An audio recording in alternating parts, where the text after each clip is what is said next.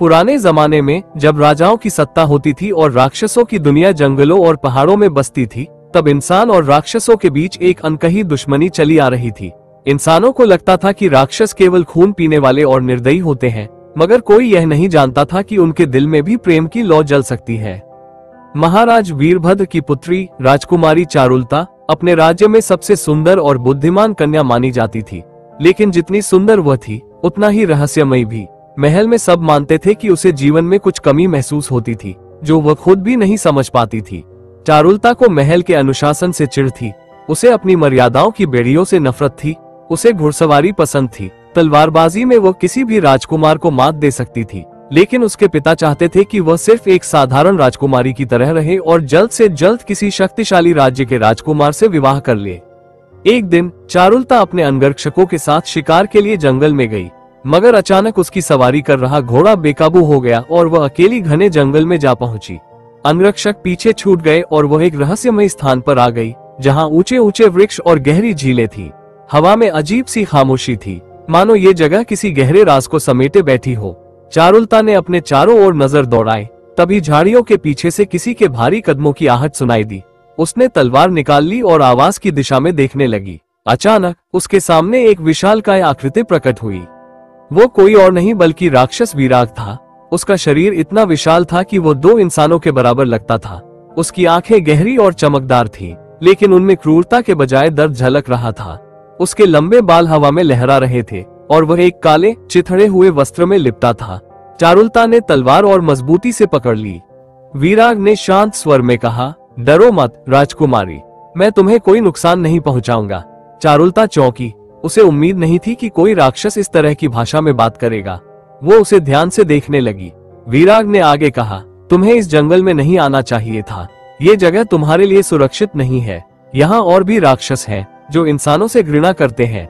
वे तुम्हें जिंदा नहीं छोड़ेंगे। चारुलता के मन में सवाल उठने लगे। वो सोचने लगी, अगर यह राक्षस मुझे बचाने की कोशिश कर रहा है तो क्या ये सच में उतना बुरा है जितना हमें बताया गया है? वीराग ने चारुलता को सुरक्षित स्थान तक पहुंचाने का वचन दिया। वो उसके साथ जंगल में कुछ दूर तक चला और रास्ते में उन्होंने बातें की। चारुलता ने पहली बार किसी ऐसे प्राणी से बात की जिसे इंसान दानव समझते थे, लेकिन वो बहुत ही संवेदनशील और समझदार निकला।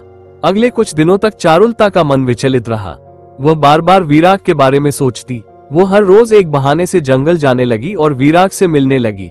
धीरे धीरे उनके बीच दोस्ती होने लगी। वीराग ने उसे अपनी कहानी सुनाई। वो जन्म से राक्षस नहीं था, बल्कि एक श्रापित योद्धा था। वीराग कभी एक साधारण मनुष्य था जो एक योद्धा था और अपने राज्य की रक्षा करता था, लेकिन एक दुष्ट तांत्रिक ने उसे श्राप देकर राक्षस बना दिया। मुझे किसी और की गलती की सजा मिली चारुलता। मैंने कभी किसी का बुरा नहीं किया, लेकिन फिर भी मुझे राक्षस बना दिया गया। चारुलता को पहली बार एहसास हुआ कि दुनिया में हर कहानी के दो पहलू होते हैं।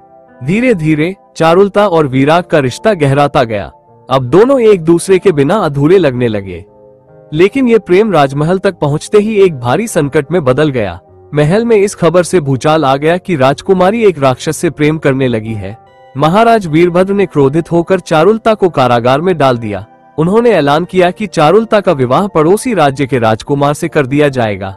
चारुलता के लिए ये किसी मौत से कम नहीं था। वो किसी और की नहीं हो सकती थी। जब वीराग को ये पता चला तो वो महल की ओर चल पड़ा। उसने अपनी पूरी शक्ति इकट्ठा कर ली और महल के द्वार पर पहुंचा। राजमहल के सैनिकों ने उसे रोकने की कोशिश की, मगर वीराग अपनी शक्ति से सबको हरा चुका था। दरबार में घुसते ही उसने गरज कर कहा, राजा वीरभद्र, क्या प्रेम करना अपराध है? महाराज वीरभद्र क्रोधित होकर बोले, तू एक राक्षस है। मेरी बेटी को प्रेम करने का कोई अधिकार नहीं है। वीराग ने जवाब दिया, अगर मेरा शरीर राक्षस का है तो क्या मेरा दिल भी राक्षस का हो गया? दरबार में सन्नाटा छा गया। उसी समय राजकुमारी चारुलता दौड़कर वीराग के सामने आ गई और बोली, अगर इन्हें मारोगे तो पहले मुझे मारना होगा। महाराज वीरभद्र स्तब्ध रह गए।